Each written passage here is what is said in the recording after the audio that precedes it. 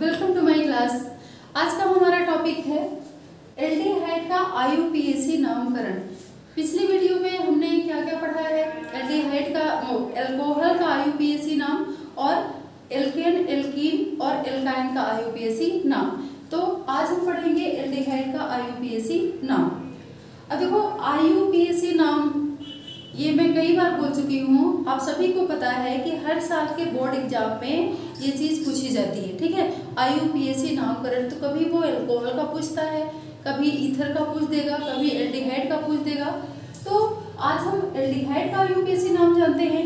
देखिए, अगर ये आईयूपीएसी नाम आपका क्लियर है, एल्केन, एल्कीन और एल्काइन आपका क्लियर है, तो इन सब का आईयूपीएसी नाम आप आसानी से कर सकते हो। क्यों? क्योंकि देखिए मूल शब्द, सब में मूल शब्द कौन सी श्रेणी होती है? एल्केन श्रेणी ही होती है। मूल शब्द के रूप में ये लिखा जाता है meth, eth, prop, but, pent, hex, hept, oct, non, dec. ठीक है, देखिए ये तो एक तरह से म्यूजिक बन गया ना, गाना बन गया। तो आप इसको ऐसे भी याद कर सकते हो ना, meth, eth, prop, but, pent, hex, hept, oct, non, dec. ठीक है, तो ये तो मूल शब्द हो गए। अब मूल शब्द में ही ये आपके जो आईयूपीएस, ये एल्डिहाइड, कीटोन, अल्कोहल है, ये आपके मूल शब्द में ही थोड़ा सा चेंजमेंट करके जोड़े जाते हैं। ठीक है, अब जैसे एल्डिहाइड है, ठीक है, तो एल्डिहाइड में क्या होता है, जैसे आपका हमने क्या ले लिया, एथेन ले लिया। ठीक है, तो यहाँ पे मूल शब्द आपका क्या हो गया, जैसे एल्केन है, ये किसमें आएंगे, मेथेन, प्रोपेट, एल्केन श्रेणी में एल्केन। ठीक है, तो जो ये एल्केन है, एल्केन का ये जो ई है ना, ई को हटा के यहाँ पे क्या जोड़ दिया जाएगा, अल, ए एल। ठीक है, तो आपका एल्केन तो ये है। ठीक है, एल्केन का अगर जोड़ देंगे हम ए एल तो बन जाएगा एल्केनल। ठीक है, अब देखिए जब हम मेथ में क्या जोड़ेंगे, एल्डिहाइड, तो क्या हो जाएगा, मेथेनल। ठीक है, एथ में जोड़ेंगे तो एथेनल, प्रोप में जोड़ेंगे तो प्रोपेनल, ब्यूट में जोड़ेंगे तो ब्यूटेनल। ठीक है, हम यहाँ पे देखिए इसका साधारण नाम, आईयूपीएसी नाम सब क्लियर करते चलेंगे। एक बार इसको ध्यान से समझ लीजिए, आपको आईयूपीएसी नाम करने में बिल्कुल भी कोई दिक्कत नहीं होगी। ठीक है, अब देखिए जैसे यहाँ पे है HCHO। अब इसका सामान्य सूत्र देख लेते हैं। देखो जो इसका एल्डिहाइड का सामान्य सूत्र है तो वो आपका होता है R single bond CHO। R का मतलब क्या होता है, एल्केन समूह। क्या है इसका मतलब, एल्केन समूह, एल्केन समूह। ठीक है, तो ये एल्केन समूह, ये एल्डिहाइड, तो ये आपका जैसे HCHO है, तो देखिए साधारण नाम में इसको क्या लिखते हैं, अगर C1 है तो यहाँ पे क्या लगता है, फॉर्म। अगर C2 है, C की संख्या कितनी है, 2 है, तो यहाँ पे एसिड लगता है।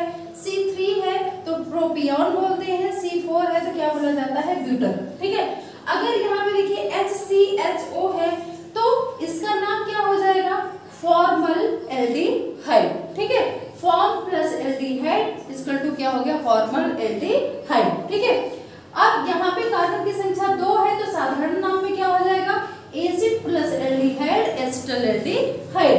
अगर 3 है तो प्रोपियोन हो जाता है, तो प्रोपियोन एल्डिहाइड। और C4 है तो इसको हम क्या बोलते हैं, एन ब्यूटर, तो एन ब्यूटर एल्डिहाइड। ठीक है, तो ये आपका हो गया साधारण नाम। अगर हम आईयूपीएसी नाम की बात करें तो HCHO है, तो यहाँ पे मूल शब्द आपको क्या, क्योंकि कार्बन कितना है, 1 है, तो एक कार्बन के लिए क्या मूल शब्द होगा, मेथ। अब एल्डिहाइड जुड़ा है तो एल्डिहाइड के लिए लास्ट में आपका सफिक्स क्या लग जाएगा, अल। ठीक है, तो ये आपका क्या हो जाएगा, मेथेनल। ठीक है, अब इसी तरह से CH3CHO, कार्बन यहाँ पे कितना है, 1 और 2। ठीक है, तो यहाँ पे इसका आईयूपीएसी नाम क्या हो जाएगा, कार्बन 2 है तो यहाँ पे क्या लगेगा आपका प्रीफिक्स एथ, एथ प्लस आपका सफिक्स क्या हो जाएगा, अल, तो आपका क्या बन जाएगा, एथेनल। ठीक है, इसी तरह से कार्बन काउंट कर लीजिए कितने हैं, 2 और 1 3। ठीक है, तो 3 कार्बन के लिए आपका मूल शब्द क्या हो जाएगा,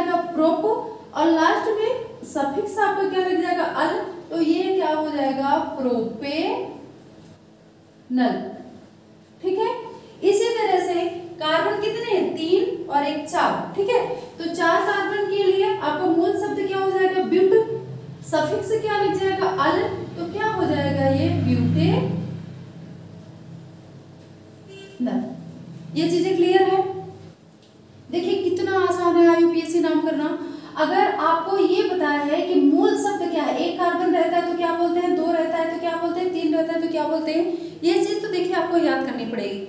अगर ये चीज आपको याद है, प्लस एल्डिहाइड जो आपके फंक्शनल ग्रुप है, ठीक है, तो एल्डिहाइड अगर इन मूल शब्द के लास्ट में जुड़ता है तो क्या चेंजमेंट आता है, अगर CHO है, एल्डिहाइड है, तो लास्ट में क्या लग जाएगा, अल।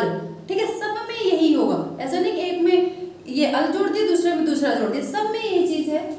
मूल शब्द आपको याद है, ये पता है कि आपका जो एक क्रियात्मक समूह इसके लास्ट में क्या लगता है, तो आपका IUPAC नाम बहुत आसान हो जाता है। ठीक है, यहाँ पे भी देखते हैं, अगर इस तरह से लिखा हुआ है तो देखिए IUPAC नाम करने की सबसे पहली शर्त क्या है कि हम कार्बन श्रृंखला की कार्बन परमाणुओं से जुड़ी सबसे लंबी चेन लेते हैं। ठीक है, दूसरा, अगर कोई क्रियात्मक समूह जुड़ा है तो हम लंबी चेन कौन सी लेंगे, जिसमें क्रियात्मक समूह आपका जुड़ा हुआ है। ठीक है, वो लंबी चेन हम कार्बन की लेंगे।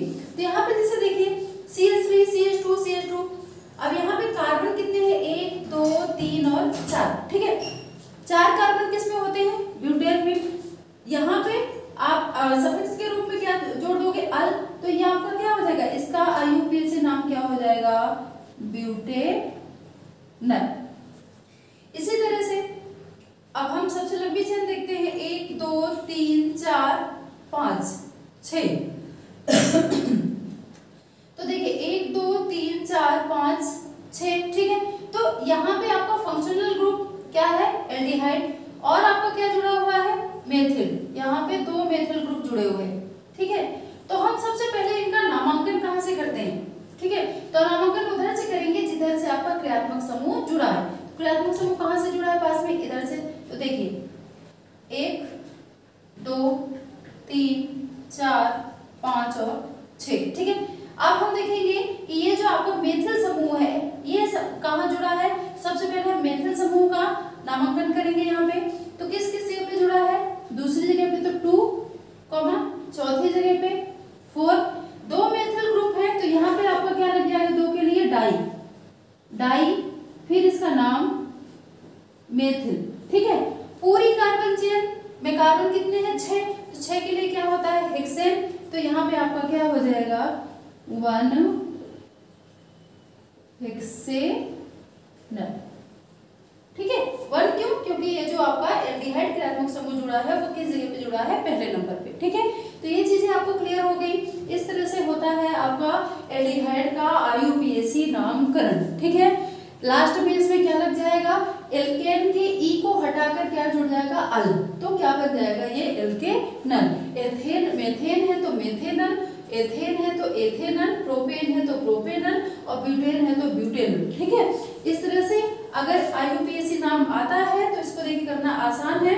अगर कोई क्रियात्मक समूह एथिल मेथिल प्रोपेन जुड़ा है तो सबसे पहले उसका नाम, जिस जगह पे जुड़ा है उसको देखेंगे, फिर एल्डिहाइड समूह वाली पूरी लंबी कार्बन चेन का नाम हम लिखेंगे। ठीक है, जैसे इसमें 2, 4 डाईमेथिल 1 हेक्सेनॉल। ठीक है, 1 हेक्सेनल। तो ये आई थिंक ये टॉपिक आपका क्लियर हो गया होगा। अगर ये टॉपिक आपको समझ में आया हो, मैं आपकी थोड़ी बहुत हेल्प कर सकी हूँ, तो वीडियो को लाइक शेयर एंड सब्सक्राइब करें। Thank you.